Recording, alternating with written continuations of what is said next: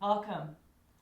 I'm going to share with you a standing pose sequence that is an alternative to doing a sequence on the floor with downward facing dog or Adho Mukha Svanasana. And this pose and sequences using this pose can be challenging for people for a lot of reasons. So if you've either decided that you want to avoid that entirely and you want an alternative sequence that you can do standing, or if you'd like to work up to being able to maybe do sequences like that at some point in the future, and you are able to stand and do a standing sequence, we're going to use the wall here as a stand-in for the floor. So all you need is a piece of wall that is just a little bit wider than your shoulders and has some space in front of it for your body. Okay? I'll show you a short sequence today and you can give it a try. And then if you'd like to see more things you can do like this at the wall, then please do let me know in the comments. Okay, we'll be working today primarily with shoulders and hips and also with building some nice stability through the center of your body in order to start supporting yourself differently as you're moving around in a pose like this. So we're going to start facing the wall. You can either bring your hands onto the wall, or if this is uncomfortable for your wrist, you can have the hands a little higher, or you can come forward and place your forearms on the wall like so. We're going to do a little bit of movement here through your shoulders. So if you've got your forearms on the wall, what this looks like is you're going to imagine you have somebody's hand right in the middle of your back between your shoulder blades. You're going to slide your shoulder blades in towards that imaginary hand. And then you're going to press into the wall and broaden the shoulder blades away from the imaginary hand on your back. So shoulder blades come in, shoulder blades come out. Notice if you're trying to do this with your neck or if you're moving your rib cage towards and away from the wall, and see if you can keep this movement more or less in your shoulders.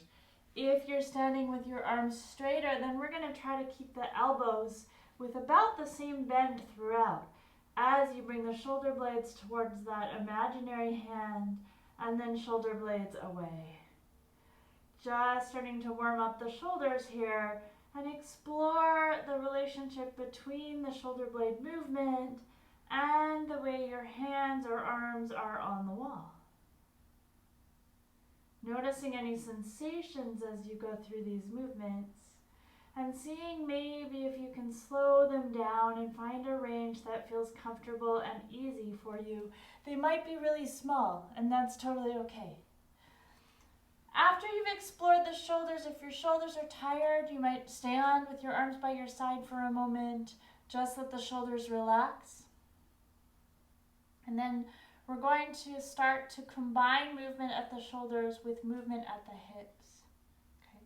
So for this, the arm movement is going to be something like this, except we're going to keep the arm on the wall, and so the movement is actually going to be your rib cage rotating around your shoulder joint. We're also going to do a movement that's a hinge movement at the hips, where your pelvis is going to tilt forward on your leg bones. Your hip creases are going to move back, and your sitting bones are going to come to the wall behind you. So if you want to do this in a hallway, or you imagine you do this in a hallway where you have another wall fairly close behind you, you're taking your sitting bones back to that real or imagined wall behind you. So hands on the wall again. Walk your feet back so you're coming more towards a wall plank of sorts. Nice distance between your hands and feet. Take a couple of breaths here. And then you're going to press your hands into the wall. Bend your knees slightly and take your sitting bones back towards that wall behind you. So this is going to be your wall dog. Taking a couple of breaths here and then coming back up. So you're going to move between these two now. Wall plank to wall dog. Now your wall dog can be as small as you want, or you can come deeper. How you're going to decide is based on how it feels in your body, so this shouldn't be painful.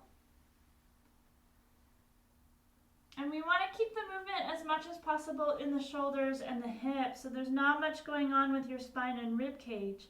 If you find that you're really bending your ribs down towards the floor or you're lifting your head up, then maybe make the movement a little smaller and see if you can bring it into your shoulders and your hips. Bending the knees can really help with that as well. And then you're going to come into your wall dog and hold, no matter how big or small it is. You can see if you can take one hand off the wall. And then bring it back. And then remove the other hand from the wall. And bring it back. So we're working towards feeling fairly steady and even through the feet. And the opposite hand as you remove the one hand from the wall. Here we're asking your core, muscles of your abdominals, your back, your breathing muscles, to all respond to the needs of the moment.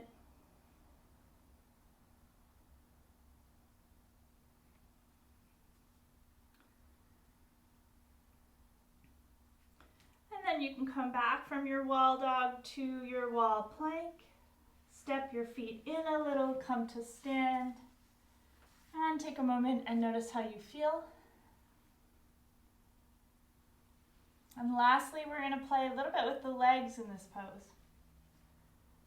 So you're going to bring your hands onto the wall. And again, you could be doing this on forearms. Forearms works as well. Take your feet back, coming into your wall plank. And then a little bend in your knees, hips back towards the wall behind you, coming into your wall dog. So if you have forearms on the wall, chances are you may be a little more limited in your wall dog.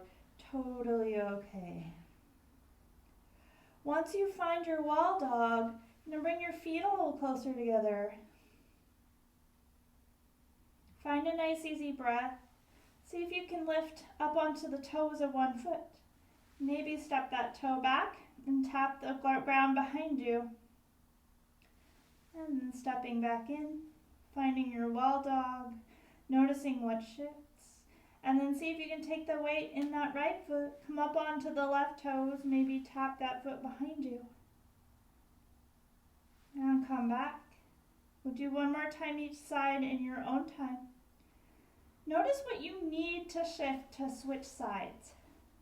That can tell you a lot about where you have good stability and where maybe things are a little bit challenging.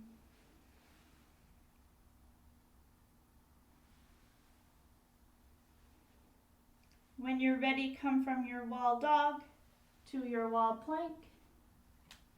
Step the feet in or press the wall away, come to stand. And take a few breaths to notice how you feel. I hope you found this standing sequence useful. If you did, there's a lot more that we can add on to this sequence standing at the wall. So let me know in the comments if you'd like me to share another video where we expand upon these movements in wall dog. I hope you enjoy exploring and take really good care.